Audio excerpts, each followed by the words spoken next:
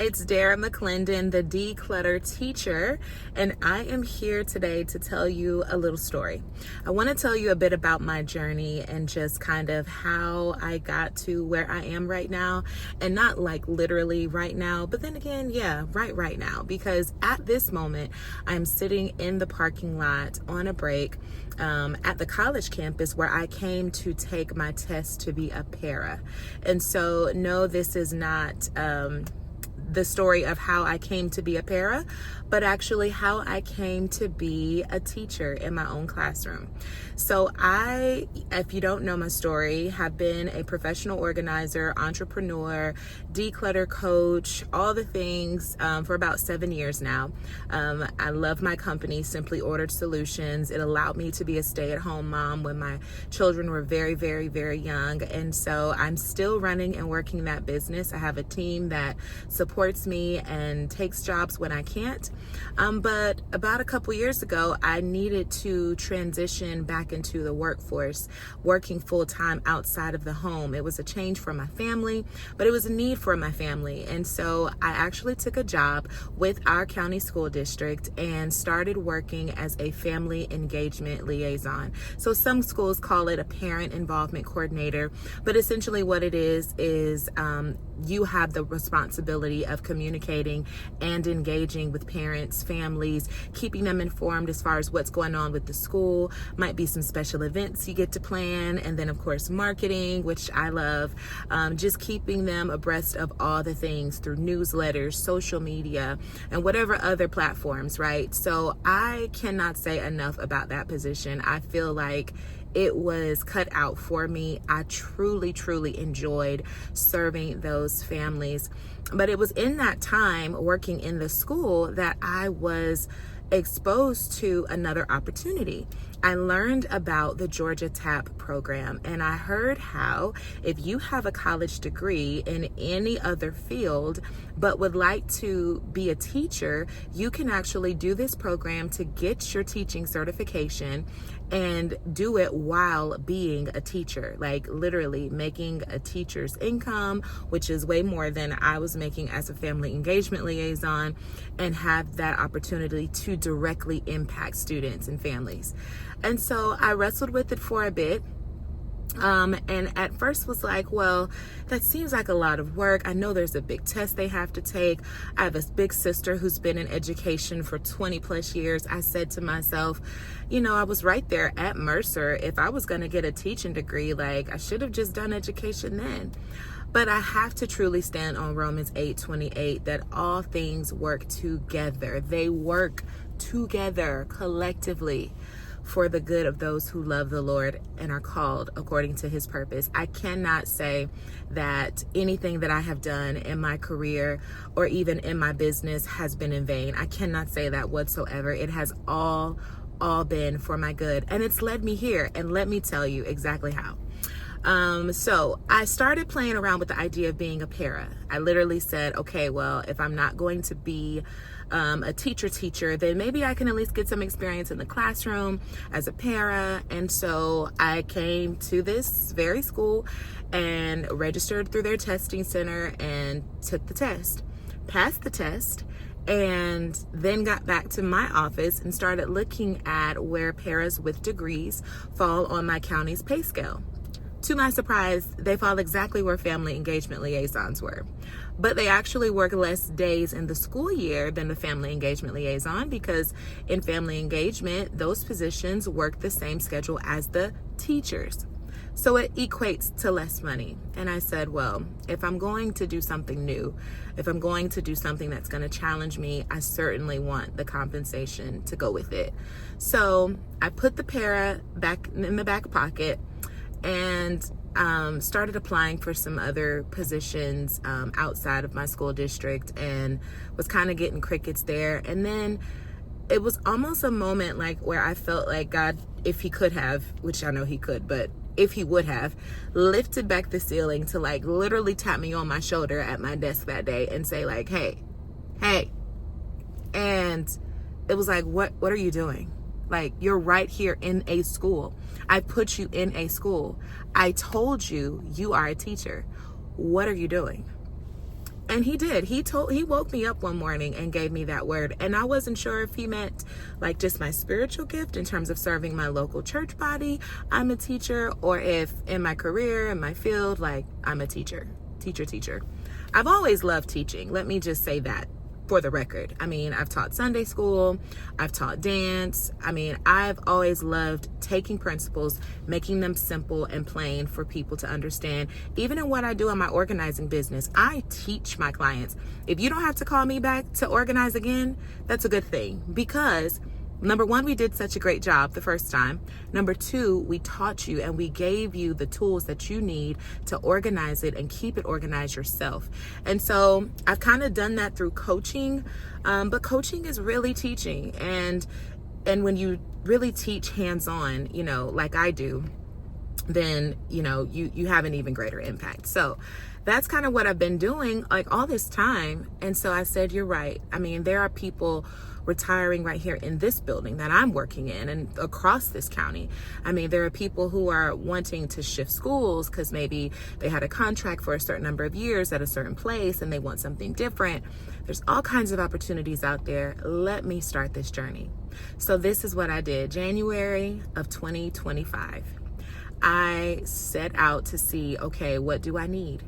I knew I needed to take my GACE. I knew I needed to apply for the next cohort of our RESA, our local RESA's Georgia TAP program. And it wasn't going to open. Those applications were not going to open until March. And so I said, that's time for me to study for my GACE, because I needed to take that in elementary education. And then also, you know, preparing for whatever other things my county offered. Like I knew there would be a recruitment fair and that sort of thing. So I did it. I studied for the test. I mean, it was a family affair. My daughter, my fourth grader, helped me study for that test. I pulled up YouTube videos of things that I knew but kind of forgot about, you know, because with the para test, and it was really great practice for my GACE, it asked me a lot of questions in terms of what is the correct answer. But the GACE, anyone who's taken it or is studying for it, you know, it's asking you a lot of situational questions. So not just what is the correct answer, but assuming you already know how to get that correct answer, what is the approach you would take to teach this student in this scenario the correct answer and help them, guide them to get to the correct answer. And so studying for my GACE took some time, but not a lot of time, because I actually registered to take the test in February. The next available date that I could see, and I knew I wanted it sooner than later because of the timing of everything. Like literally our recruitment fair for our district was going to be in February.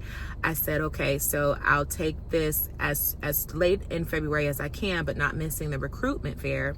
And of course, official scores wouldn't be back until March, but they would be back in time for me to apply for the next cohort of the Georgia TAP program. So I'm telling you, January, February, March, like everything was hitting like that. And I said, Lord, this is such a tight time frame. I really, really, really, really need to pass this case on the first try. Plus, it was expensive. On the salary that I was, it was expensive. And then if you don't pass the first time, you have to wait so many days before you can retest. Also, because of the timing of it all and the availability of my test, I wasn't able to take like the combined test all in one day. I had to take test one and then register and pay for the second test separately, and then take that the same day, but after. Like it was about a 20 to 30, maybe even 30 to 40 minute break in between, which I actually would recommend for anybody who is trying to take the GACE, because it just gave me a chance to have a breather, come out of the test room altogether. And yeah, I had to go in and do all the things, check me, go wand me, and all the things, but it was a nice little break and breather for me. So all that to say, I saw, of course, the unofficial results with one test, and I had passed. And so then, of course, in March, I got both the results back of test 1 and test 2, and I had passed on the professional level. And I was so grateful, so excited. And it wasn't long after that then my Middle Georgia RESA had everything it needed for my application in terms of the TAP program. And so they gave me my eligibility letter. And so I had been applying for some jobs. And of course, I'd been to the recruitment fair and I had met with, I don't know how many schools. By the time March came around, I had at least like 50 applications out between my county and the county adjacent to mine. And so I had no idea which way this was going to go. And so I started like entertaining the idea of special education versus the general curriculum, because on my TAP letter, it actually approved me to be able to teach special education, like, P through 12, pre-K through 12. And I didn't realize that this was even something that I could consider. I've known several people who actually are special educators and they love what they do. But I thought that there was because I was just really ignorant, I thought that there was just truly some specialized education or something like that they pursue. And while there is, it's not something that is closed off to people who say are going my route, like TAP. And so I started looking now at jobs that were posted for special education. I went to one interview for a transitional kindergarten teacher position, and the interview went well, but it showed me a lot that I wanted to research and study up on in terms of future special education interviews. And so I actually started reaching out to schools that I knew were hiring for special education, and I found the best school for me and reached out to that principal, and she told me a bit about the position. The funny thing is, I was a substitute teacher for many years before I was a family engagement liaison, and I did a substitute job in a special education pre-K class. And that day overall, because I did not know what I was walking into, it was not a good day, right? And then think about it, those kids who are used to and in great need of structure and consistency in their learning environment, they did not have their lead teacher. I'm pretty sure I was subbing for the lead teacher. So the paras in the room were the ones kind of taking the lead. And though they know the routines, they may not be as, their personalities may not be like that lead teacher. And so those babies were all over the place. They were jumping off of furniture. I mean, I won't say scared me, because I don't claim fear like that, but it really made me feel like, oh, this is something I could never do. But really, when I started thinking about this position and I had a chance to talk one-on-one with the principal, I started to really consider, first off, when have I ever walked away from something because it was hard? Secondly, if those babies just need structure, and here I am, this professional organizer who is all about some systems and structure, and I try to be consistent with everything I do. Like, if I tell you I'm gonna do it, I'm gonna take care of it. I dot the I's, I cross the T's. Few perfectionistic tendencies there. Not OCD or anything like that, but I understand the value of structure and systems. Special education or not. My children thrive with structure. I'm going to do a whole nother video about summertime, because when they're out of school, what do they need? They need systems and structure. And that's what my kids are going to get. We deviate, we take vacations, we do all the things, but that's what helps kids succeed. That's what helps them thrive. And so that's all that I am. That's what I do, preach, breathe all the time. And so to literally walk into a position where this is something that I would get to implement, and I know there's so much more to it than just that, but it just felt like this is something I should try. And, you know, God gave me a specific word concerning this job, and I said, okay. I literally applied that day, and I got my call for my interview that week, and I went to the interview, and it was amazing. I thought that I would get a call back the following day or the following week, but I got a call that day offering me the special ed pre-K position. And I cannot tell you how full circle this is for me. And when I said earlier that I am in the parking lot, the same place I came to take my para exam, I'm literally here this week doing a special educators induction academy course for 3 days. And it's covering all these things that I've always been interested in, but I didn't know that they were all here in this world, right? And so I'm taking it all in, and it has truly so far been an amazing journey. The classroom that I inherited needed a lot of love and decluttering and organizing. That's what I do. And so I've been in that classroom since the last day of the former school year, and I am set up and ready really for the fall. I'll share some pictures and videos of my room too. It's been a lot of work, but it's gonna be so worth it when those kids come into a routine and some structure. And there's some new things rolling out with our county, even a new curriculum for our SPED pre-K babies. And so that's going to help from the teacher side of things.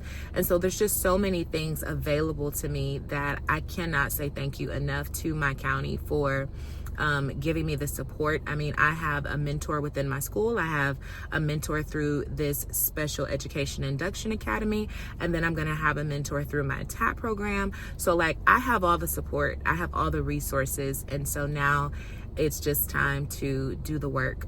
I have always been drawn to children in particular who are different, whatever the difference is. When I was in high school, I actually wanted to go to medical school. Then I got to Mercer, and me and general chemistry was like, we ain't friends. So I couldn't do pre-med, but my parents were like, we paying for this degree. You better find something on one of them colleges to do. And so I ended up in the School of Business, and that's how I got my BA, right? But while I was there, like, I even found the world of nonprofits, and I was drawn to wanting to help kids who had either, like muscular dystrophy, or kids who were at the Ronald McDonald House going through whatever, illnesses. Like, I've just always wanted to help and serve families, and in particular those with students or children who had differences and special needs. I decided I wanted to even be a clinical geneticist because I fell in love with DNA and genetics when I was in 9th grade. Had a wonderful biology teacher who brought it to life for me. And I was like, I could study cures for these genetic disorders. Like, Down syndrome is a chromosomal defect in chromosome 21. Like, I could help research this and find ways to help these children. I mean, I have cousins and people in my family who have had genetic things, to happen that affected their ability. And so those disabilities, like, I don't see it as they can't do anything. I see it as, a difference and a gift. And really, if they have the right advocates and the right support, they can do anything that anybody else can do. Like, seriously, I believe that wholeheartedly. And so God is just so amazing. He's just been showing me, like, this has always been in you,